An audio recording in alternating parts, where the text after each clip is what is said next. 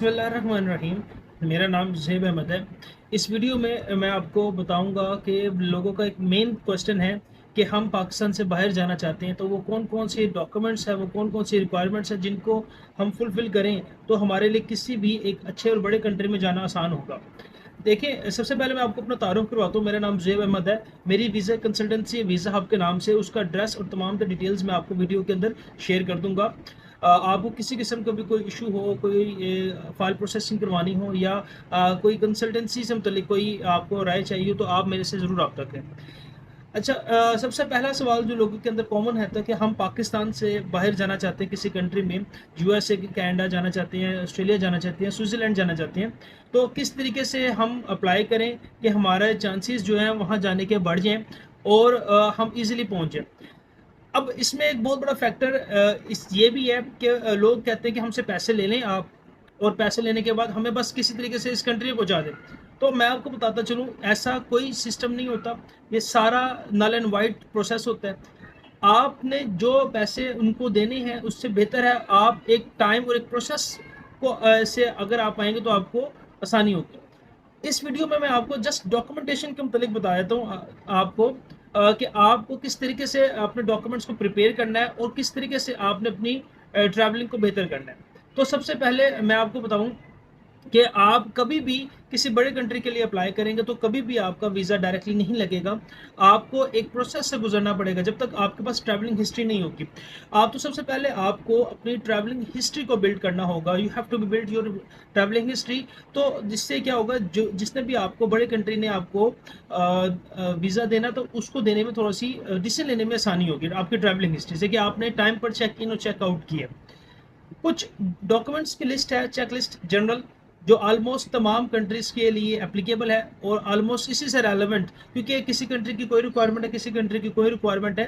तो लेकिन ये मैंने एक जनरल एक लिस्ट बना ली है, तो वो मैं आपके साथ शेयर कर देता हूँ। आपको स्क्रीन पे नज़र आ जाएगी, मैं आपके साथ पढ़ भी दूँगा। आप इसके मुताबिक अपने पहले डॉक्यूमेंट्स को रेडी करें, फिर उसके बाद इंशाल्लाह इसके पार्ट 2 के अंदर मैं आपको बताऊँगा आप किस कंट्री से स्टार्ट लें और किस तरीके से अपनी ट्रैवलिंग हिस्ट्री को डेवलप करें। तो डॉक्यूमेंट्स की लिस्ट के ऊपर चलते हैं। सबसे पहले चेकलिस्ट के लिए एप्लीकेंट की, तो आपके पास अपना ओरिजिनल पासपोर्ट होना चाहिए। अब ओरिजिनल पासपोर्ट आपके पास होना चाहिए। कुछ बंदों के पास एक पासपोर्ट या दो पासपोर्ट भी होते हैं, मतलब एक एक्सपायर हो गया और एक बार आपने फिर उसको रिन्यू करवाया, तो ओल्ड पासपोर्ट, न्यू पासपोर्ट, दोनों पासपोर्ट आपके पास होने चाहिए। उसके बाद ओरिजिनल वीज़ा फ़ी। अब हर कंट्री जिधर आपने अप्लाई करना है उसकी एक वीज़ा फ़ीस होती है, तो वो वीज़ा फ़ीस का प्रूफ आपके पास होना चाहिए।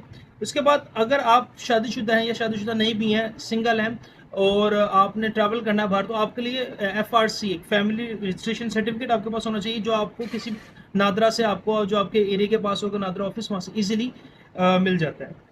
उसके बाद अगर आप शादीशुदा हैं तो आपके पास एमआरसी, मैरिज रजिस्ट्रेशन सर्टिफिकेट भी होना चाहिए, निकाहनामा होना चाहिए ट्रैवलिंग के लिए।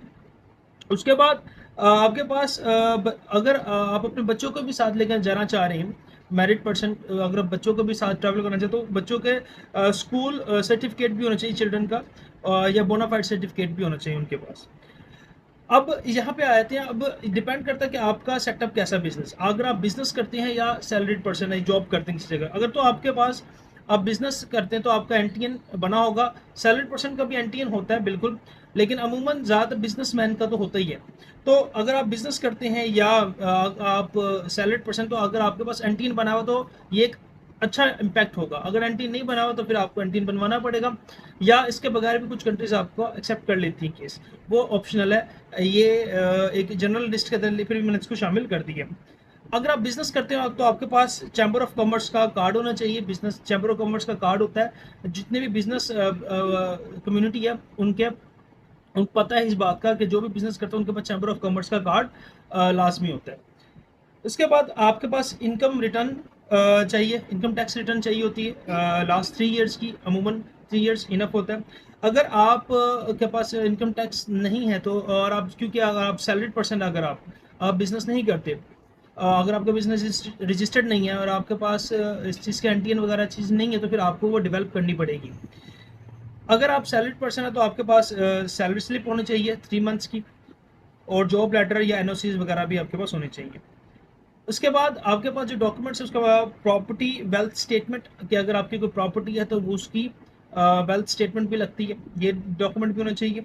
उसके बाद आपके यूटिलिटी बिल। अच्छा, ये मैं लिस्ट इतनी सारी बना रहा हूँ तो आपने परेशानी हो जाना, हर कंट्री के लिए सारी चीज़ें नहीं चाहिए। मैं एक जनरल बता रहा हूँ आपको कि ऑलमोस्ट इस यही चीज़ें तमाम कंट्रीज़ के लिए अप्लाई के लिए आपके पास होनी चाहिए। उसके बाद यूटिलिटी बिल, अब इलेक्ट्रिसिटी बिल हो गया, टेलीफोन बिल वगैरह हो गया। इसके बाद अगली चीज़ जो आपके पास होनी चाहिए, प्रॉपर्टी डॉक्यूमेंट्स। अगर आपकी कोई प्रॉपर्टी डॉक्यूमेंट्स, अगर आपकी प्रॉपर्टी है, कोई शॉप दुकानें वगैरह आपकी हैं यहाँ पे, तो ये आप उनकी ट्रांसलेशन करके, अब हमारे यहाँ पे उर्दू में होती है तो उसकी इंग्लिश ट्रांसलेशन होगी, उसकी उसके बाद क्या नाम है वो डॉक्यूमेंट्स के साथ अटैच करते हैं हम।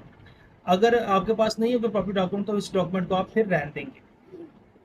फिर इसके पर्सनल बैंक स्टेटमेंट अकाउंट, अगर तो बिजनेस पर्सन है आप तो आपका बिजनेस का अकाउंट लग जाएगा, लेकिन अगर आप सैलरीड पर्सन है तो उसमें सैलरीज अकाउंट लगा देंगे आप, अपना जो पर्सनल होगा आपका। उसका बैंक बिजनेस बैंक स्टेटमेंट, वही बात, अगर आप बिजनेस करते तो बिजनेस का अकाउंट भी होगा, पार्टनरशिप डीड भी होगी, तो वो सारी चीज़ें इसके साथ लग जाती हैं। नेशनल सेविंग सर्टिफिकेट, ये ओल्ड सिटीजन के लिए होता है। अगर कोई एजेड पर्सन है 50 या 60 प्लस, वो ट्रैवल कर रहा है तो एक नेशनल सेविंग सर्टिफिकेट होता है, अगर तो उसने लिया हुआ है, ज़रूरी नहीं है लेकिन अगर तो है तो वो उसके साथ लगा देंगे।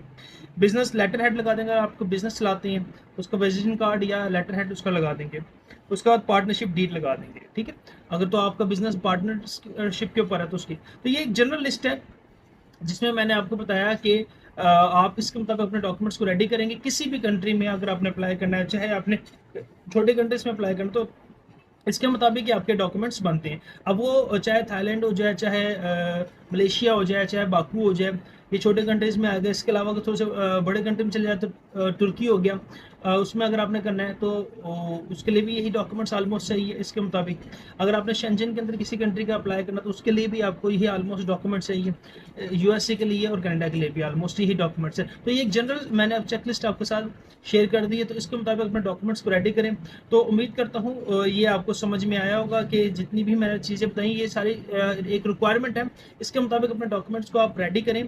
इससे आपका टाइम भी सेव होगा, आपके रिसोर्सेज भी सेव होंगे कि आप जो पूछेंगे हर बंदे से कौन कौन से डॉक्यूमेंट्स आपने अपने प्रिपेयर करने के ट्रैवलिंग के लिए किसी दूसरे कंट्री में, तो आपने उससे बेहतर है कि इसके मुताबिक आप खुद से प्रिपेयर कर लें तो आपके रिसोर्सेज बचेंगे। तो ये फिर भी कोई सवाल और कमेंट सेक्शन में ज़रूर पूछिएगा। चैनल को सब्सक्राइब और लाइक कर दीजिएगा ताकि इस तरह के तमाम तर वीडियो आप तक पहुँच सके। शुक्रिया।